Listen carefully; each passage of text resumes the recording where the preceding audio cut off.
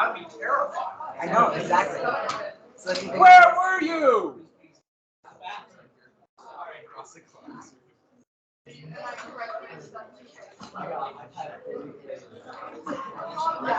Okay, yesterday was a long time ago. I know that. Oh, so we did a brainstorm list yesterday, and we'll do those again. So like, that's a good thing for me to do. Just a quick review. I could do it any time during the day. So it'll be 11 o'clock at night.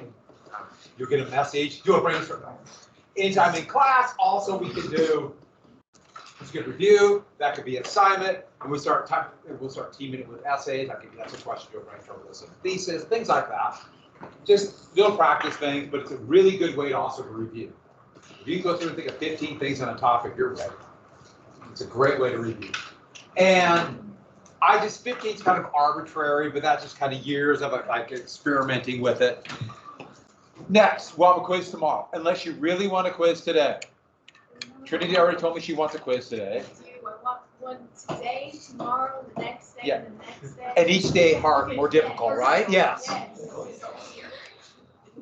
So I cut off at a weird spot, so I'm going to have 4 more pages. We'll do the quiz tomorrow. So read through 268. I had you read through 264, read through 268 in chapter. What chapter? Oh, does anyone not have the bookmark for chapters 6 and 7? Because they're huge chapters. I handed them out after class. But I know people were leaving right at the bell and running out. I didn't do the crinkly cut because the scissors didn't like the thick paper to go through. Anybody who got 4 or more points off on a short ID, I'll let you review it. So I'll talk about it tomorrow.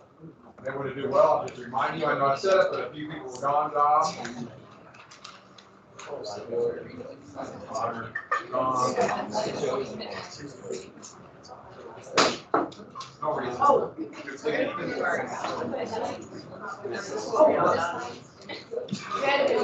Where do you want the paper? Right here? Well, that would hurt. Oh. All right. So, just a review from yesterday. That was a long time ago. What was the rebellion in Western Pennsylvania? The Whiskey Rebellion. But what was the rebellion in Western Massachusetts? Shays' Rebellion. And many of them were veterans, and veterans were paid in what? Bonds. And who did they sell the bonds to at a penny on a dollar? And see a lot of speculators in the ye old in the Constitutional Convention. And what was the fear of many a belief that there was too much what? And or mobocracy. And also it went to the money supply, Shays' Rebellion. Shays' Rebellion directly led to the Constitution. And so then we did the brainstorm list. And so then let's get to the Annapolis Convention. And here, a like-minded people, they actually met a year and a half earlier at Mount Vernon, many of the same people. And they're mostly Southerners. A few people from Philadelphia came down, but they met in Annapolis. And one of the big issues was that the Confederation Congress could not deal with trade. So they wanted to deal with interstate and international. Interstate is trade between the states. Do you remember what 2 states had a tariff war? New York and Connecticut. It very well could have been everybody else. New York didn't go along with anybody. Coney Island. And the new capital, Annapolis, they actually met in Mount Vernon. And who lives in Mount Vernon? Washington. And Washington was very much for a stronger government. Washington was no Democrat, small d Democrat. He didn't like democracy. And the point is, this is even before Shays' Rebellion. But when Shays' Rebellion came, there was an absolute panic, as I told you before. The Articles of the Confederation Congress agreed, difficult as that might be to get 9 votes, to have a convention to do something about the weaknesses. This will we'll call it the Constitutional Convention. They'll meet in Philadelphia, once again at Independence Hall, where the Declaration of Independence was written. And their mandate was to strengthen the Articles. But very quickly they decided, we're going to chuck it. We're going to throw it out. And a lot of the members went home. They went home. And so 55 remain, and they're going to, the original mandate to strengthen, they're going to change it. And I like that picture. So that turned out pretty well. Framed in the trees. We should go to Independence Hall. 50. Huh? You guys take the yellow bus. I'll fly, meet you there. Sound good? And by the way, you're gonna have to pay me I gotta stay in a nice hotel while I wait for it. Moving on. So there's inside, exact same room where they wrote the Declaration of Independence. This time George Washington is sitting here. Franklin is there, but Franklin is quite old by then. But Washington was essentially the speaker of the convention. And what that meant is he beat the gavel. He really didn't have a point of view of the nuts and bolts of the new document. He just knew we, the nation, needed a stronger government. That's what he thought. And we could argue, I think it's pretty clear they needed one. What kind of government? That's totally up in the air. And there were a lot of disagreements there. But they decided almost immediately it would be secret. And the first reason, and the reason they gave, is the reason everyone says, there's a logic to it. They want to be impartial. There would be all these outside interests that would try to influence it. So they would say, we're going to be above the fray and keep it secret what goes on inside. And this is actually kind of a problem. There was no official note-taking during this convention. So there's no official minutes that say what happened. So we don't know all the details. We know some, but it's done in people's diaries, and they're always going to be biased in their own material. But there's another reason. They were sent there. So the law, Confederation Congress said, strengthen the Articles. Yet they went there and decided, we're going to throw it out. And we're going to replace it with the government we like that will probably benefit us. And the leaders of this new government will be us. Think about that for a second. Group of people get together, violate the law, and decide to throw out the government and replace it with one made up of themselves. What do you call that? It could be a coup is one word for you overthrowing a government. But if you overthrow the government, what is the legal term for that? Well, it could be terror. Like usurping or something. Usurping, but that's not necessarily the legal term. That's like a key. These are all good terms. You're not like terrorism. It's treason. Did someone say it? I'm just on point today. I should have had a quiz. Put +1 on your paper. Oh, really? Yeah, 2. Okay. Yeah, I'll give you 2. Oh, great. Yes. Okay. Treason. And they were really worried that people would get mad and storm it and throw them out. In 1776, when they were debating independence, there were people outside marching for more democracy, more rights, debt relief, and that's what they were worried would happen here. So they kept it secret so they wouldn't get strung up, essentially. So one of the kind of amazing things, they were really worried about this. And a few more things. Slavery immediately became the biggest issue. Right away, slavery. What do you do about slavery? And it's not just whether or not there should be slavery, because there were a growing number of states, 2 so far, but others were thinking about it, that were starting to get rid of, or at least slowly get rid of, or emancipate the slaves. And it wasn't so much that they would get rid of slavery, but what kind of country are we going to be? Remember Jefferson's proposal to have no slave codes in any new states in the West. But also, do you tax slaves coming in? What about the international slave trade? What about interstate slave trade? All these issues. So they decided to do what legislators, committees, conventions what they've done since time immemorial. You have a complicated question, and what do? What's that? Yeah, you ignore it to the very end. And that's what they did. They just pushed it on, we'll get to it later, and come up with some compromise that nobody will like. And that's exactly what happened. And if you paid attention to, let's say, the Montana State Legislature, all the most important things, they waited till literally the last hour. And then a frantic series of voting. Heck, we just had a budget passed on Saturday, hours before they were going to shut down the government. That's what they all do. The important things, let's not talk about that. Let's debate things that might be important, but not near as important. So what's next? One thing they did all decide: the federal government will be supreme.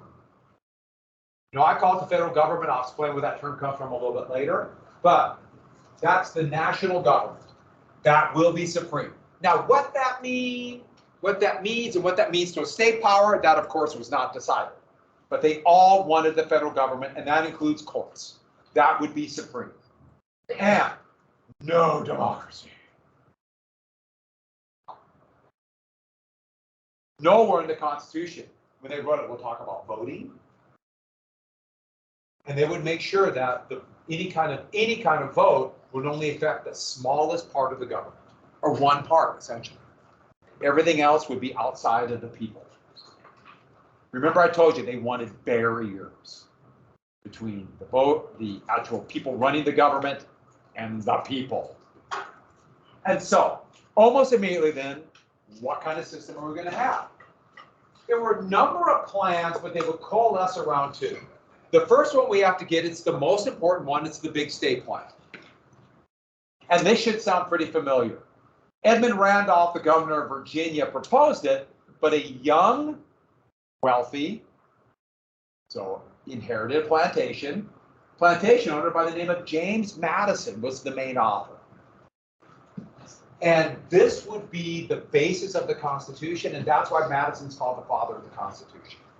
But by no means was he the sole author. There are a lot of people involved, even more than the Declaration of Independence. But Madison gets that because the outline for the big state plan would become the U.S. government. Madison, I'm forgetting something. Oh, Madison's one of the few that took pretty comprehensive notes throughout the Constitutional Convention. And so a lot of what we know comes from Madison. But of course, Madison's writing it. You know, he knows people are going to read this and think, wow, that James Madison is great. And so we always have to take some parts with a grain of salt. There's conflicting ideas, but there's no direct minutes. So we really have we just have to kind of put things together. And Madison would become our shortest president. He was 5'4", and maybe 100 pounds. He was very ill his whole life. When he was young, he barely survived childbirth, and that's done. He was premature, and back then, that he barely survived. All right, so let's get to a few things.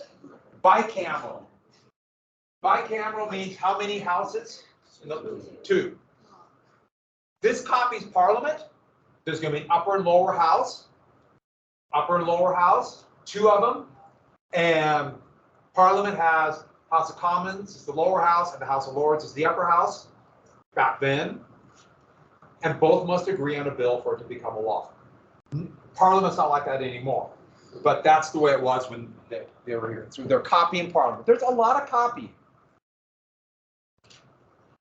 His original idea, I put a line through it because it did not happen, but it would be apportioned by population. The greater the population, the more numbers of seats in the upper and lower house.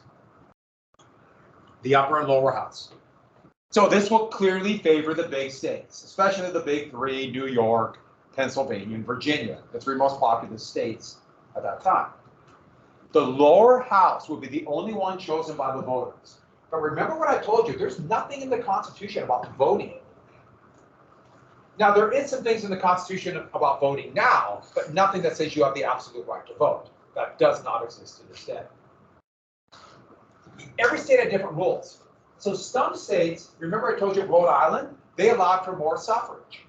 But some states like South Carolina, almost no one could vote. Every state had their own rules. Every state. And most states, it was only white men. In some states, it was anybody with property. So that was women and some people who were not white. But in some states, only white men with property. So what that meant is only the elite overall are voting. Only the elite.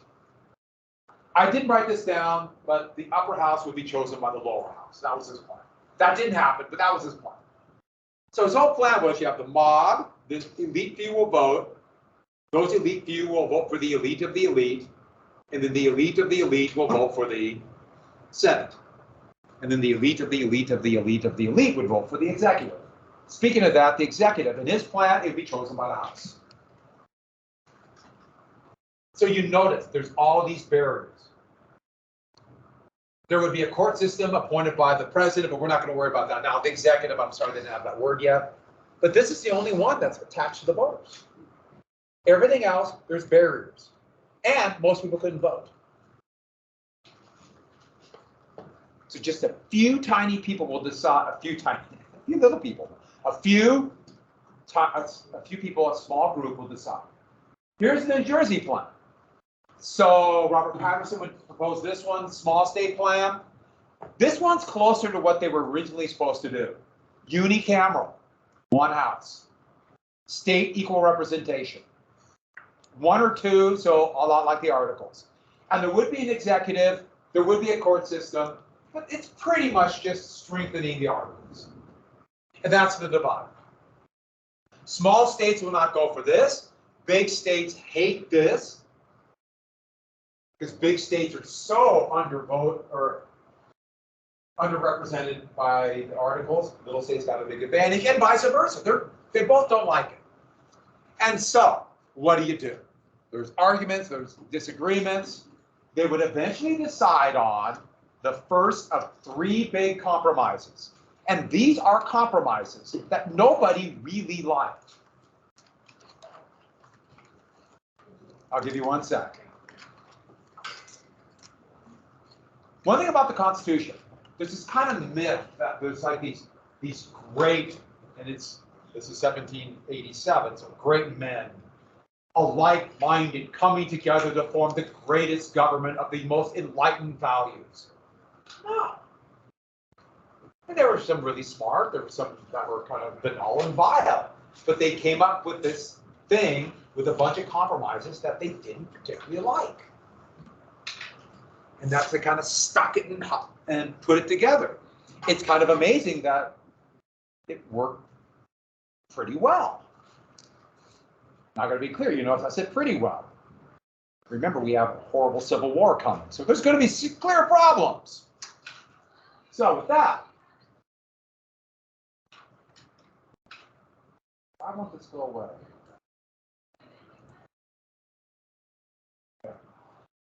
The Great Compromise. Roger Sherman was one of the authors of the Declaration of Independence. This is also sometimes called the Connecticut Plan, because he was from Connecticut, get it? Combine the two, and this will be our government. So the basic elements of it, really quick, bicameral. And the Constitution says that every state must have a Republican form of government. Every state. 49 states have a bicameral. One has a unicameral. One house. Anybody want to guess who that is?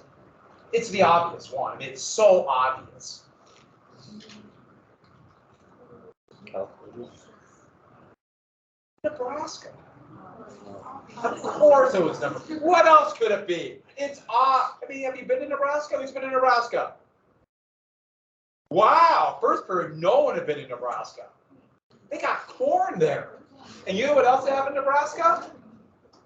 I don't know either. Moving on. My uncle lives in Nebraska. So, the House of Representatives. So, that will be the lower house. The House of Representatives. The lower house. This will be by population. So every state is guaranteed at least one, and then there'll be a portion by population. Originally, it was 50,000 votes. You get 50,000 50,000 50,000 people in your state, you get one representative. But they were running out of room. And so 100 years ago, they narrowed it down to today, right down, it's limited to 435. Today, 435. Pretty close. I mean, they created a bunch of really small states for political reasons, and Wyoming was one of them. You're sitting in another one. Yeah, 435. And that's what it is today. And then they reapportion and bounce the seats around. Montana, for most of my life, Montana had 2 members of the House, but then it lost one of them. So most of your life, it's had 1. Now it's back to 2. Next, voters choose, they get a 2-year term. This is a lot different than Parliament. So they were copying the British Parliament, but Parliament, when one side, faction, or political party loses power, they hold a new election. And that could be literally every day. Or it could be, they have a limit to 7 years. Then they have another election. We, no matter what, every 2 years for the House. Yeah. Wait, so people that are voting? The voters elect the members of the House for a 2-year term. Yeah, every 2 years, they're all up for re-election. So both Montana's members of the House are up for re-election. Is it like the same? Do they get voted on the same time? Yeah, originally it wasn't like that, but today it is. How many terms do they serve? As many as they want. Well, as many as they're elected for. But it's not like they get. No. No limit. So the voters choose them. But remember, most people couldn't vote. Most people could not vote, so it's a very small amount. They didn't want the mob. And tax bills begin here. And this is from the legacy of Parliament. In Parliament, tax bills begin in the House of Commons. That's their legacy. It goes back to something that some of you might know called the Magna Carta. That's about 1,000 years, or not 800 years old from Britain. Tax bills begin with Parliament. So, the upper house is the Senate. And this really has a legacy from how much they admired certain elements of the Roman Republic. So they stuck with the Senate. They even thought about other names for the Roman, for leaders like council, for president. I'm glad they didn't do that, but 2 per state. That's the compromise. Big state plan, small state plan. 2 per state. Now, Madison's original idea was they would be chosen by state assembly, chosen by the House, but they decided to choose them by state assemblies. I put a line through there. They'd be chosen by state assemblies for a 6-year term. But the 17th Amendment would say the voters of the state. That would come in 1913. So that's what it is today, 1913. So, once again, a barrier between the Senate and the voters. Now that's somewhat gone, but that's what we have. So every 2 years, every member of the House is up for re-election. Every 2 years, a third of the members of the Senate are up. So in 2024, one of Montana's senators, John Tester's up for re-election. Then in 2026, that's kind of the situation. There'll be nobody up for re-election. And then Steve Daines, it's his seat if he decides to run again in 2028. And 2 per state. Small states then get what they want. They are represented, overly represented here. And then an executive. Then an executive. Well, Madison wanted him chosen by the House. That was his plan. But small states said no because it would be decided by population. And the reason different states were such a big deal, if you would have asked anybody at that convention or anybody in the new United States, and they asked, what are you? What is your country? They wouldn't have said, I'm from the United States or I'm an American. That's all coming in the next century. They would have said, I'm a New Yorker. I'm a Rhode Islander. I'm a Virginian, whatever it might be. And so there was this tie to the states. It's almost their country. It was really, you haven't got that national identity yet. So back to this. They figured the big states would dominate and we'd only have big state presidents, which is kind of what happened. But they decided we'll pick a new body called electors. And they are electoral college. And it's chosen by a majority of electors to a 4-year term. So once again, a barrier between the voters and everybody else. How many terms could the president serve? As many as they wanted and were reelected. But then the Constitution would be amended for 2 terms. Republicans and conservative Democrats didn't want another populist liberal president like Roosevelt, who was elected to 4 terms. And so they unified to get the Constitution amended. So now 2 terms. The most a president can serve is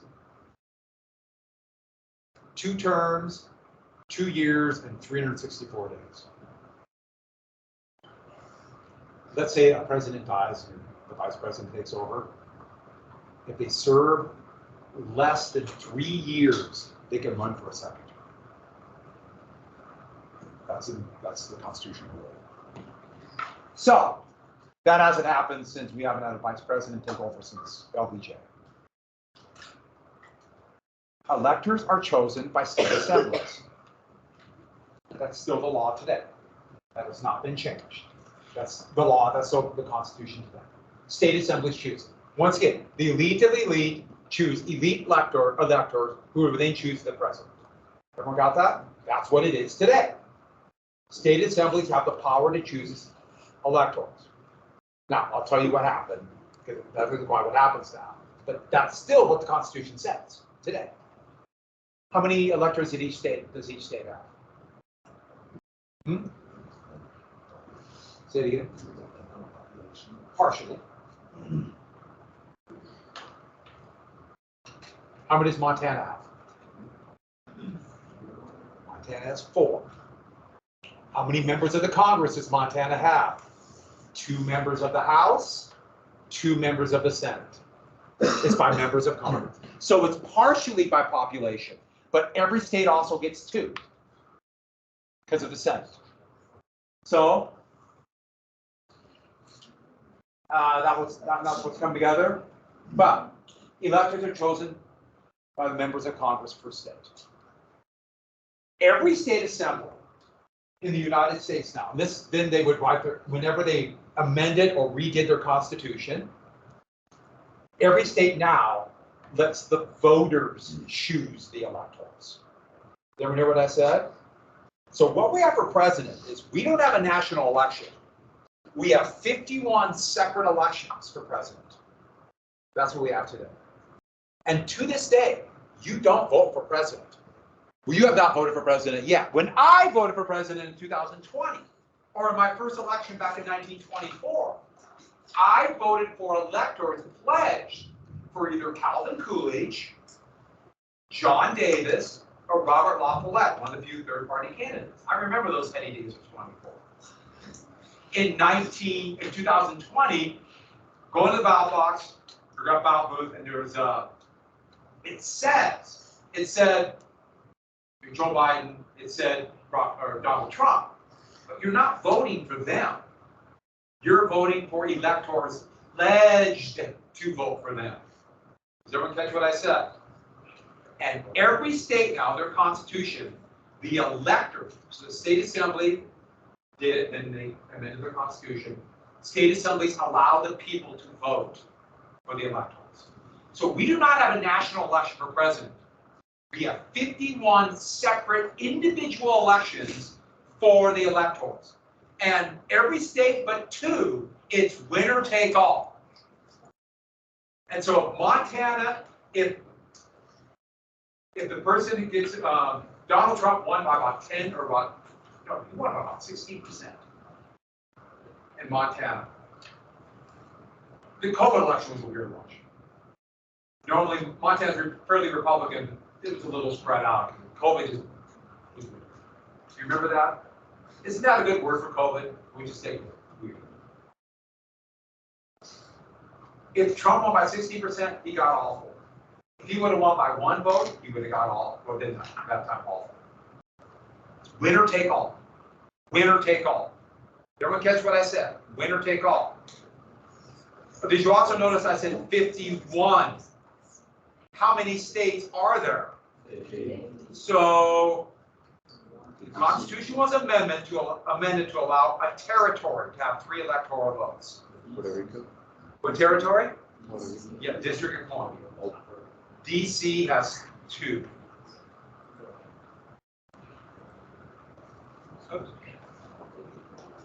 So 51 separate elections for president. So we do not have a national election. And so this is not a democracy, at least a Democratic Republic where you have majority rule. You can have a president who's elected who does not have a majority of the vote, of the popular vote. And that has happened a number of times. Once in your lifetime, twice in my lifetime. So, a couple things here. This favored whom? Who it really favored were small states. Really favored small states. The Senate will be a massive advantage for small states. Thus, this is a picture from 1833 during the nullification crisis, where we nearly had civil war over slavery. And we asked them to save the country. We'll get to it. States' rights. It really helped states. Now, it wasn't for slave states, but it would end up helping slave states. They didn't do it because of slave states, but it really helped small states. Because think about it for a second.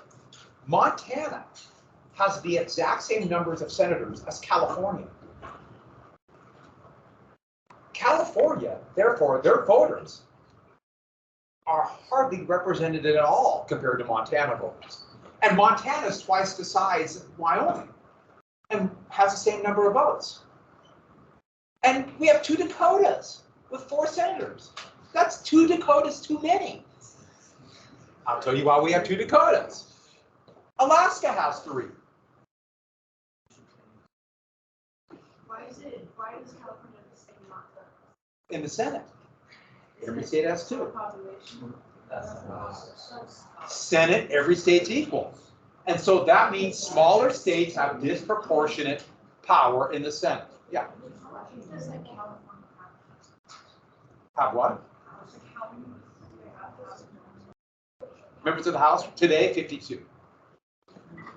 And we have And we have 2. So, who else? What other thing do small states have a big advantage in? So in the 2020 election, California had 55 electoral votes. Montana had 3. Now, it might seem that a big state has an advantage. No. Small states have an advantage in the electoral college too, because nobody lives in Montana. If it was by population, Montana should have had, so therefore by members of the House, Montana should only have 1. And California should have 53. California lost a seat when they reapportioned. Their population went up, but other places went up faster. So California now has 52. In 2020, they had 53. Montana is overrepresented in the Electoral College. Small states have a huge advantage. Our votes count more than people in California. Now, I would argue, of course, we're Montana. We should count more. But you can imagine how big states get rather upset about that. And so that's where you have a weird situation where you could have smaller states, especially with the rural-urban divide in the United States, can have a disproportionate pull on the election. So, speaking of elections, let's look how this happened. Let's look at 2016. Some of you already know why I chose 2016, right? That is the electoral vote. And one of the biggest political upsets in American history. Because everybody assumed Hillary Clinton would win, including the guy who won. And Trump assumed he would lose. And then was going to make a big deal about it and probably get a TV show. As it turned out, he was won. And now he never wants to give it up. Trump won. 304 to 227. Oh, I should add, Maine and Nebraska, they allow for electoral votes per legislative district. And so they have a chance to split a little bit. And electors don't necessarily have to vote for who they're pledged to vote for. It's not clear in the Constitution. So there were a few that did not want to vote for, a few Republicans that did not want to vote for Trump. And so, for example, 3 voted for Colin Powell, the former Secretary of Defense and Secretary of State. Secretary of State. And 1 Democratic elector voted for Bernie Sanders. Just because it was clear they were going to lose, she wanted to vote for Sanders. But anyways, if you look at that, that's the electoral distribution. Trump won. 304 to 227, that's a lot of votes. And you look at all the red, I should add, and I'll talk about this again because I just hate the red state, blue state thing. And that started in 2012. I'm sorry, 2000. It started in the election of 2000. That was such a contested election. And they had maps like this up on TV all the time. Before 2020, the networks and the brand new news networks like CNN and Fox News, which were relatively new then, they all agreed to kind of alternate red and blue for the state. So in 1996, Democrats were red and Republicans were blue. And they just switched in 2020. But they had the map on over and over again. They started saying states for Al Gore were blue, because he was a Democrat, because they just happened to be blue on the map. And that's where we get that. And it's obviously much more complex than that. In that election, Al Gore, the Democrat, won the popular vote, but lost in the Electoral College. Here, it looks like a massive victory for Trump, doesn't it? Look at all the states that went for Trump. But remember, it's winner take all. So in some states, Trump might have won by a huge percentage. In some states, he won by less than 0.5%. Like, he won almost all the votes here. Barely won here. Just barely. Look at it by county, it's even more amazing, isn't it? Yeah. That's by county. But where do people live? The majority of people live in urban areas. When the popular vote came out, that was the popular vote. And Hillary Clinton won by nearly 3 million votes in the popular vote. But that doesn't matter. Trump won by a few thousand votes in Pennsylvania, Michigan, Ohio, Wisconsin as elected president.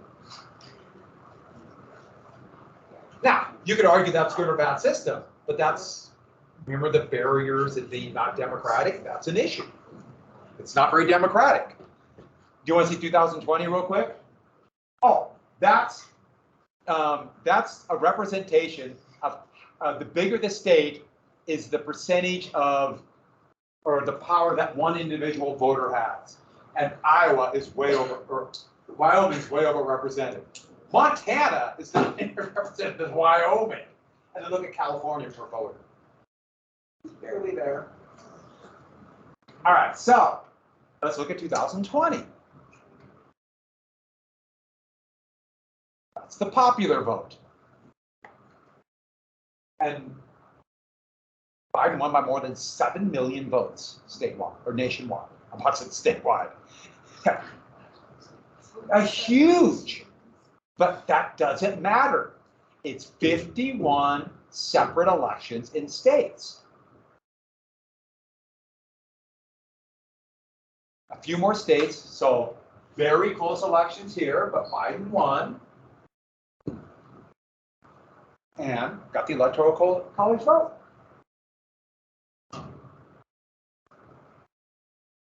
But look at the county. I mean, it's still the same deal, but fewer people live there. But all it would have taken to vote in just a few states, I put this up in the New York Times. Look how close it was in Arizona, Georgia, Pennsylvania, and Wisconsin. 1% is pretty big. And we're talking, thousands of votes. It's, when they recount, you might be able to change 1,000 votes, but that's pretty rare. But 10,000, 11,000, 20,000, 81,000. Even if Trump would have won those by one vote, he would have been elected president, and he still would have lost by 7 million votes. And so that's the situation we have today. And that's the next election. And if you win 11 states, you can be president. And not even be on the ballot in the other 39 states in DC.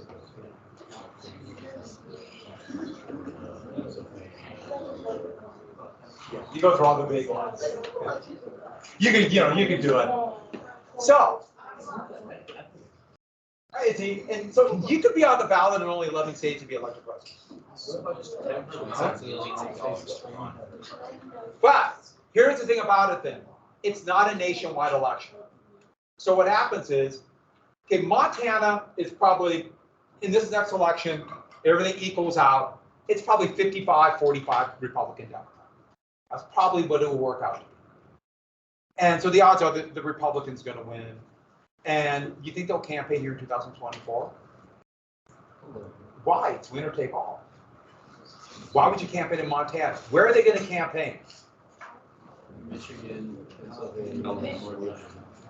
Pennsylvania, Wisconsin, Georgia, Arizona, Michigan. Yeah, that's where they'll campaign. Florida, North Carolina, and Ohio. That's where they'll campaign. Ohio, weird aberration. They're probably not that Republican, but they're never campaigning in Montana. If you vote for Biden in Montana, because it will be a rematch, or Biden in Texas, it's probably the vote is lost. You won't win. Or if you vote for Trump in California. And let me tell you one more thing about this. What state did Biden get the most votes in? This is easy. What state? Obviously, Delaware. No. California, right? That's 55. Here's 36. 29. What state did Trump get the most votes in? Who says Texas? Anybody want to guess? California. But it's winner take all.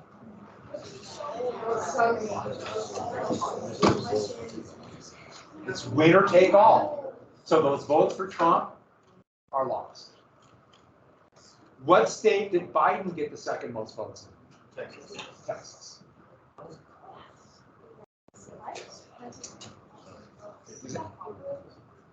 What's that? Yeah, Texas is much closer than it appears. Yeah. All right, so that's how the elections work. This is a good time to talk about it. We'll come back to Electoral College, obviously, but we do not have popular vote for president. Let's get the last couple things in. One more compromise really quick. The 3/5 compromise. The 3/5 compromise. Well, remember, if you're going to pick representatives every year if you pick representatives by population, you need to know the population of each state. So 10 years is in the Constitution, there must be a census every 10 years. And now we have 435 members of Congress, and so every 10 years they reapportion, they bounce them around. It's kind of amazing that we are stuck with 435 members, and yet the population is almost 200 million people. What am I saying? Almost 300 million people bigger now. So this is for representation, but it's also by taxation. The assumption was when they wrote the Constitution that each state would collect taxes and then they would owe the government taxes based upon their population. The bigger the population, more taxes. This is because the concept of an income tax would have made no sense in 1787. This is pre-capitalism. Capitalism was literally just beginning in Britain and not here. And so our idea of income and wages just wouldn't have made sense then. Do you count slaves as population? If you want less taxes. Oh, if you want less taxes. And what section wanted to count them as population? The North.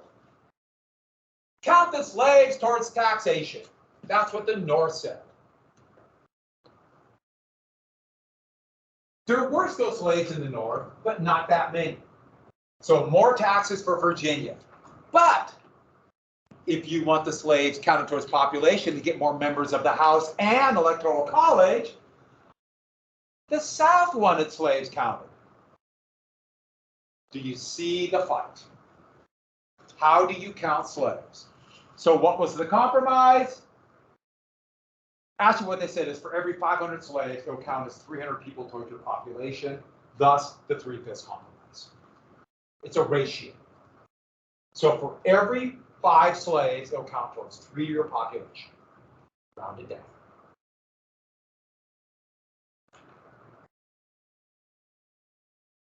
So it's not a 3/5 of a person per se, it just means by counting the population towards taxation and representation. But I want to be very clear about something. Slaves are not citizens. Slaves cannot vote. This was purely done to count the number of people for taxation or numbers of members of the House and therefore electoral votes. Because one of you, and I'm looking at you, all of you, will write down on the test that this meant slaves could vote. One of you will do it.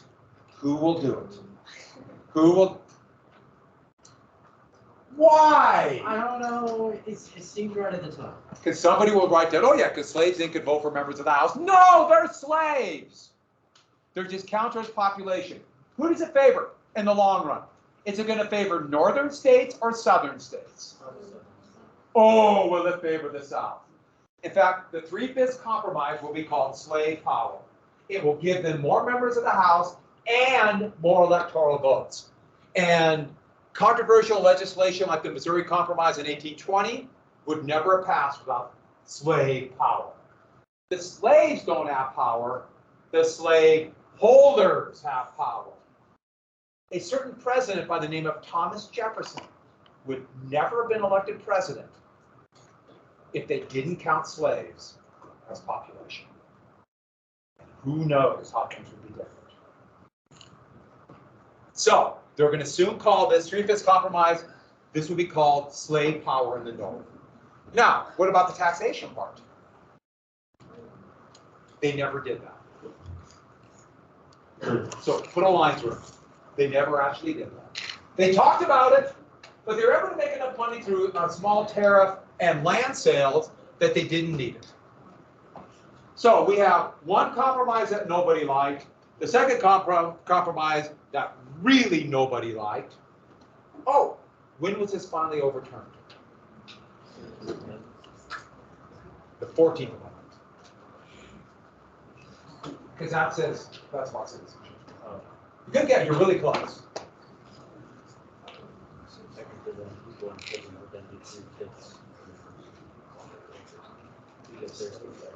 No, they got rid of all their citizens.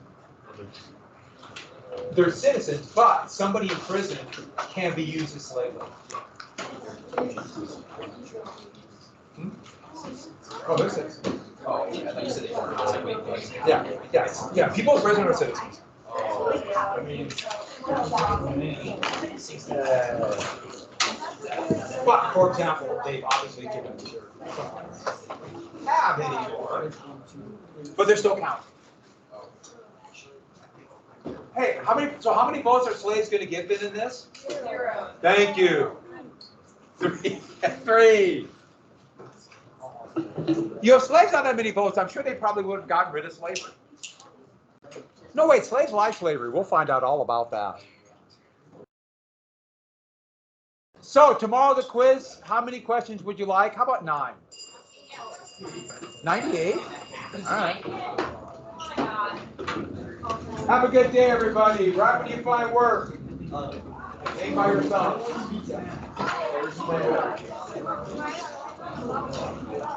Apes. Apes. I like that.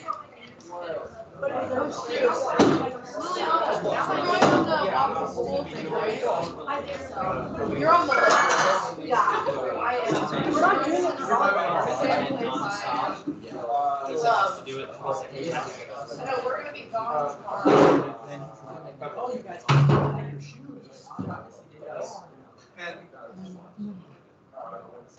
I think I think I have my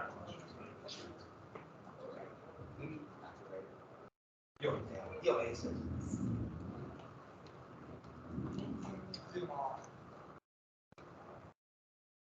Back tomorrow? All right, what class you have next? Oh, okay. Who teaches sociology? Okay, yeah, good, good.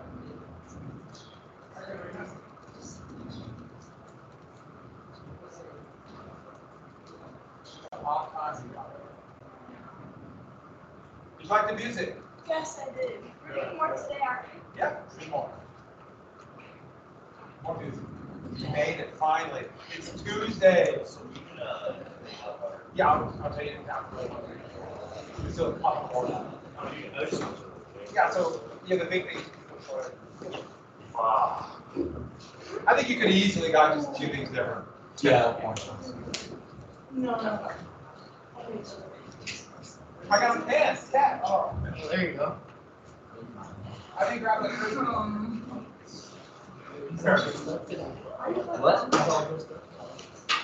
What? Downstairs.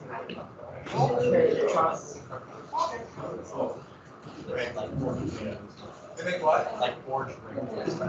Oh. What? Have you ever seen that video of that dude who like Okay. now Just, population? That's so weird. For like, it was always like representatives and stuff. But they still, no, they just counted towards like which states get more. We've been waiting all day for you. Which means.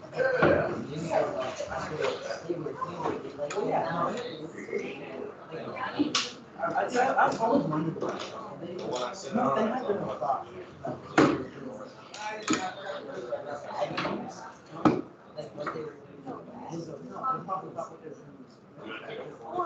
I don't think so. I think no. Oh, I like this a lot.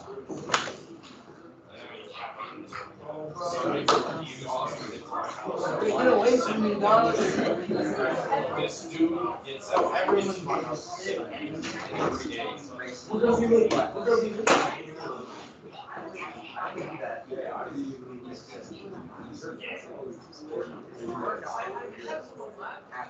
Work on it.